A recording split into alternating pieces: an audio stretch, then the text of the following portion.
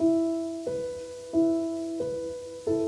m'appelle Aurélie, donc je suis dans un ESAT depuis 4 ans maintenant, en espace vert.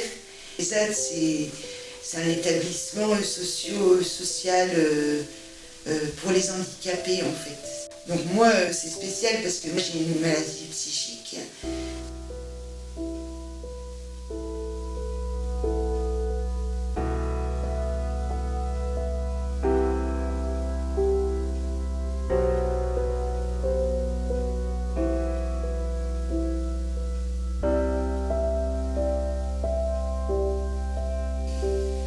J'ai des problèmes psychiques depuis l'âge de 15 ans.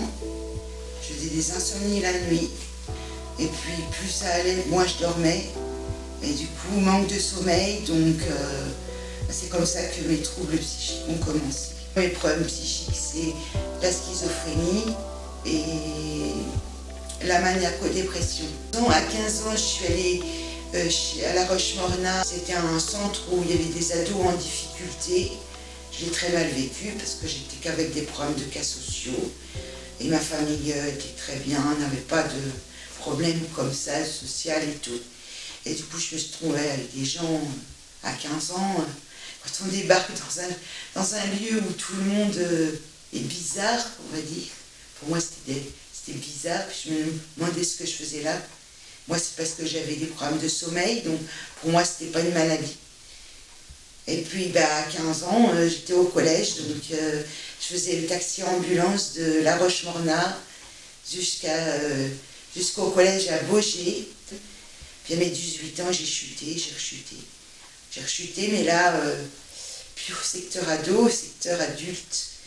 Et du coup, au secteur adulte, là, alors là, par contre, là, non, je voulais pas y rester non plus. Moi, j'avais pas le choix en même temps. Et puis j'ai vécu des moments très durs au secteur adulte. Je m'en suis sortie là, ça fait 5 ans. Je prends mes médicaments tous les soirs et tous les soirs, je n'oublie pas une prise. Si on oublie une prise, là, l'état stabilisé, là, il n'y a plus de stabilité, il y a la rechute. Et une rechute, c'est retourner là-bas au sésame. Et au sésame, ça fait jamais plaisir d'y aller. Je m'en suis toujours sortie. Et la bonne étoile était là et ma combativité a fait que je m'en suis sortie.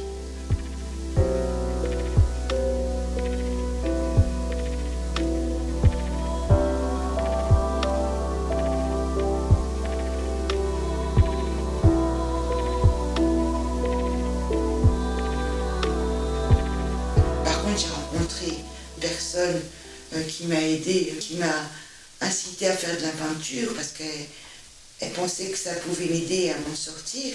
Elle a eu raison. Au début, je dis, c'est sûr que je suis faite pour la peinture. Elle me dit, oh, oui, tu as quelque chose qui fait que la peinture, c'est pour toi. Je la vois toujours.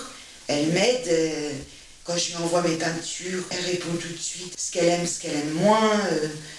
Elle m'encourage, quoi. Et puis, j'ai rencontré aussi d'autres personnes qui m'ont aidé à faire une exposition.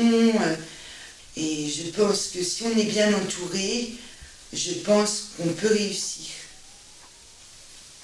C'est la vie que je mène qui décide de tout, qui me guide pour mes peintures.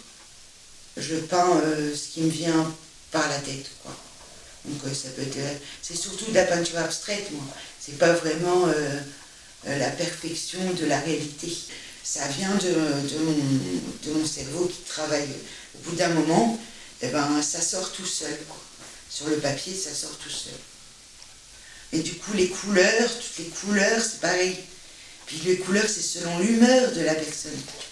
Donc, si par exemple je suis triste, je vais peindre des choses un peu plus tristes. Alors que si j'ai le cœur plutôt gai, du coup, les couleurs sont plus vives, sont plus jolies, sont plus agréables à regarder. Pour moi, si j'ai pas de peinture, je vis pas, quoi. Il faut une passion dans la vie. Si on n'a pas de passion, on reste sur ses problèmes, on reste dans sa maladie. Alors que quand on a une passion, tout change dans la vie. Tout change. Et j'expose tout le mois de septembre, donc début septembre jusqu'à fin septembre. Et c'est un lieu où ça fait la deuxième expo que je fais là-bas. Là, avec celle-ci, là, ça fera la deuxième. Et c'est un lieu qui me plaît.